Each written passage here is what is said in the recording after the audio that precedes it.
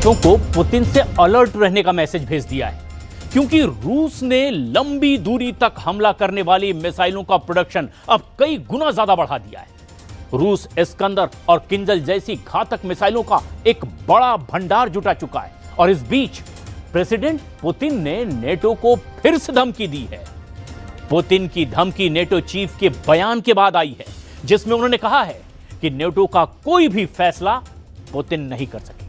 उधर जर्मनी के chancellor Friedrich Merz ने ऐलान कर दिया कि यूरोप की महाशक्तियां रूस को यूक्रेन में युद्ध नहीं जीतने देंगी।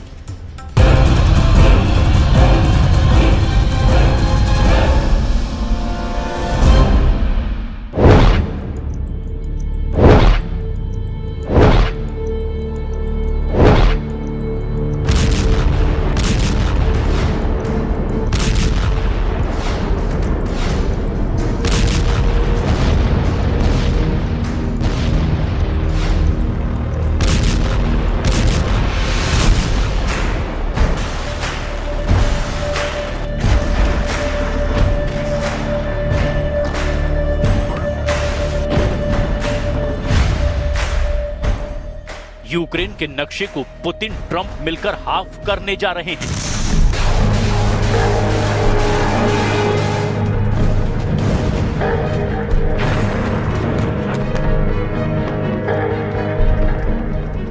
इसके बाद पुतिन अकेले कई देशों को साफ करने के सिग्नल दे रहे हैं।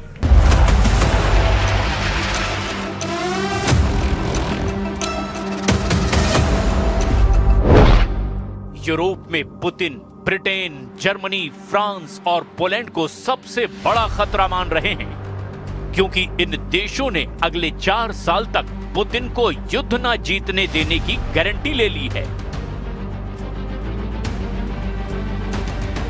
परमाणु युद्ध भड़काएगा पुतिन ट्रंप का याराना।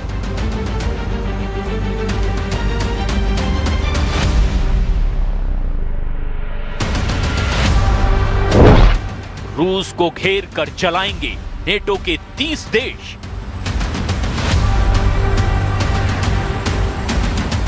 एक हफ्ते नहीं, 4 साल टल गई पुतिन की जीत। रूस यूक्रेन युद्ध का अंत एटम बम धमाके से कराने की धमकी दी गई है। ये धमकी सीधे पुतिन को दी गई है। एटमी धमकी की आंच ट्रंप तक पहुंची है, क्योंकि दोनों लीडर जिस तरह यूक्रेन से सलूक कर रहे हैं, जिस तरह यूक्रेन का गला घोंटा जा रहा है, जिस तरह जेलेंस्की को मजबूर किया जा रहा है, वो यूरोप की महाशक्तियों को बर्दाश्त नहीं हो रहा। रूस अमेरिका के डबल प्रेशर से छटपटा रहे यूक्रेन का साथ देने का ऐलान नेटो के 30 देशों ने अब कर दिया है। यूक्रेन को उसका हक दिलाने के लिए यूरोपीय यूनियन युद्ध में डायरेक्ट एंट्री के सिग्नल दे रहा है। रूस के खिलाफ गुस्से का जबरदस्त उबाल है। जिस देश ने सबसे ज्यादा आक्रामक रुख अपना लिया है वो है जर्मनी। हालांकि ट्रंप की पीस डील जिस पर पुतिन राजी हैं, वो 50 देशों को पच नहीं रही। ट्रंप के शांति प्रस्ताव को नहीं मानेंगे बाल्टिक देश। ट्रंप के शांति प्रस्ताव पर नेटो में 2 फाड़। ट्रंप के शांति प्रस्ताव पर यूरोपियन यूनियन को ऐतराज। ट्रंप ने समझौता नहीं, महायुद्ध भड़का दिया। पुतिन से नाराज देशों का पावरफुल गठबंधन तैयार हो चुका है। जर्मन चांसलर फ्रेडरिक मर्ज का ये ऐलान सुन लीजिए। ये पुतिन विरोधी अलायंस के मोस्ट पावरफुल लीडर में से एक हैं। Versorgung der Ukraine zu lindern. Kein Wort davon bei dem ersten Beitrag, den wir heute Morgen gehört haben, meine Damen und Herren. Auch das ist ein Zeichen, wie menschlich Sie denken über das Schicksal eines Volkes in unserer unmittelbaren Nachbarschaft, das Sie in diesen Tagen, Wochen und Monaten. Germany रूस में सीधे ठन गई है। Germany युद्ध की तैयारियों में जुट गया है।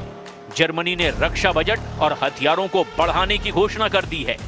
जर्मनी मिलिट्री मॉडर्नाइजेशन में तूफानी तेजी शुरू कर चुका है। जर्मनी ने स्ट्राइक ड्रोन के लिए 6 नई यूनिट बनाने और अगली पीढ़ी के लॉन्ग रेंज वेपन सिस्टम तैनात करने की घोषणा की है। जर्मन आर्मी के इंस्पेक्टर लेफ्टिनेंट जनरल क्रिश्चियन फ्राइडिंग ने कहा कि जर्मनी कामिकोजे ड्रोन जैसे शिकारी ड्रोन को टेस्ट करना शुरू कर चुका है। और इतना ही नहीं, जर्मनी ने 2026 के फेडरल बजट में यूक्रेन को 3 बिलियन यूरो की आर्थिक मदद को बढ़ाकर अब 11.5 बिलियन यूरो कर दिया है। जर्मन चांसलर ने यूक्रेन विंटर वॉर में रूस को टक्कर देने के लिए हथियारों की सप्लाई कम नहीं पड़ने देने का वायदा किया है।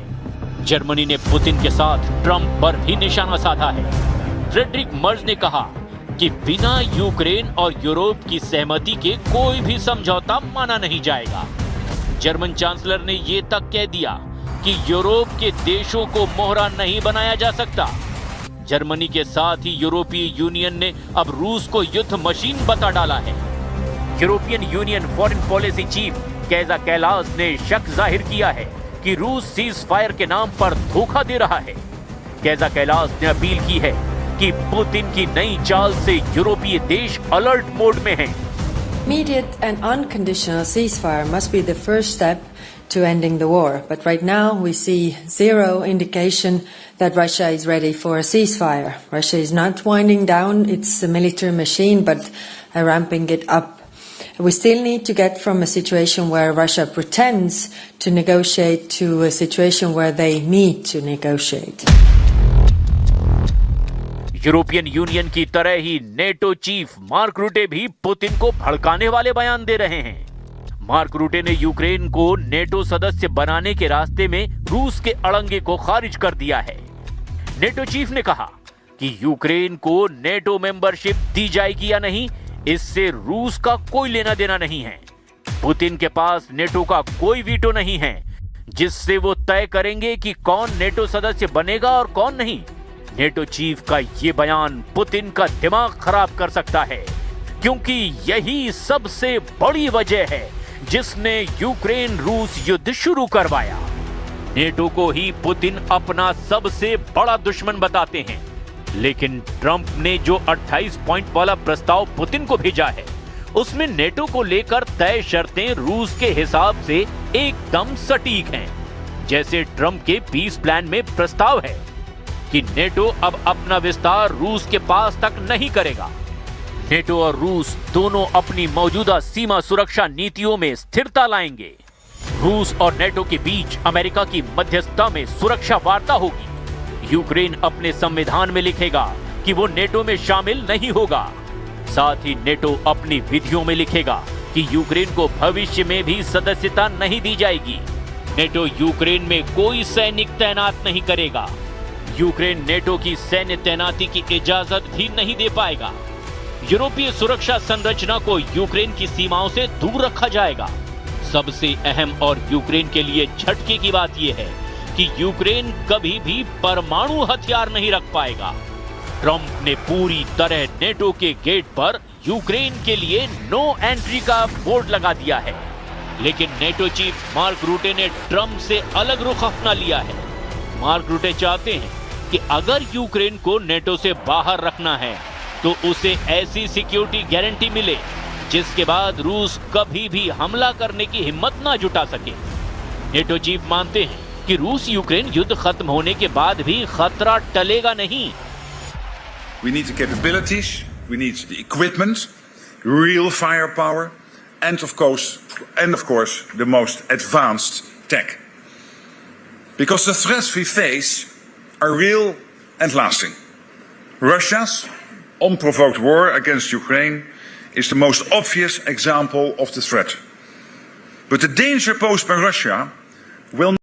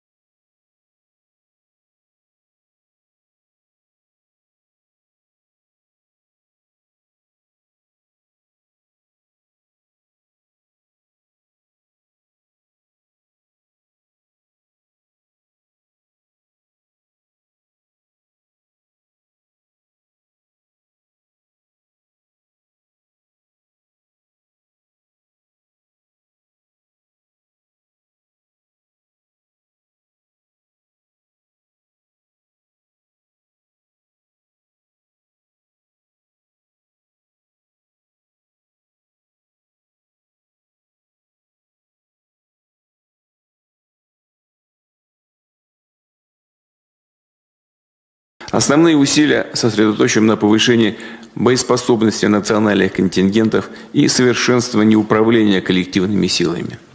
Предлагаем запустить масштабную программу оснащения коллективных сил современными образцами российских вооружений. रूस के दुश्मनों ने अगर युद्ध की तैयारी की है तो पुतिन भी किसी से पीछे नहीं हैं, क्योंकि उनके पास अब युद्ध की वाजिब वजह है। सबसे बड़ी बात यह है कि सुपर पावर अमेरिका अब पुतिन का सिरदर्द